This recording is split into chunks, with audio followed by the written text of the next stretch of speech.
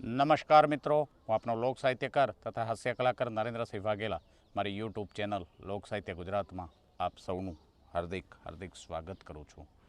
મિત્રો, વિચારો એવા રાખો કે તમારા વિચારો પર પણ કોઈને વિચારવું પડે. સમુદ્ર બનીને શો ફાયદો? બનો તો નાનકડું તળાવ બનો કે જ્યાં સિંહ પણ પાણી પીવે તો ગરદન ઝુકાવીને.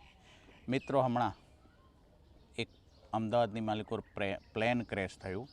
એ પ્લેન ક્રેશ થયા પછી કેટલાય એક્સપર્ટો બહાર આવી ગયા છે ને પાનની દુકાને ગલીઓમાં શેરીઓમાં બસ એક જ વાત, મોદી સાહેબે આમ કર્યું ને પેટ્રોલમાં આમ હતું ને કોઈએ પેટ્રોલમાં કંઈક મિલાવી દીધું ને કોઈએ બોમ્બ ધડાકો કર્યો ને કોઈએ વિજય રૂપાણીને મારવા માટેનું કાવતરું ઘડ્યું છે ને આવા સૂચનો કરે છે. આ વ્યાજબી છે?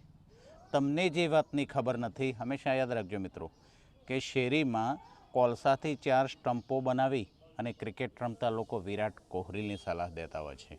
એવા લોકો વિરાટ કોહલીને સલાહ દેતા હોય કે આને આમ નહોતું કરવાનું, આ બોલ આ રીતે નહોતો નાખવાનું, આ શોટ આ રીતે નહોતો મારવાનું. બસ આ જ દુનિયા છે મિત્રો.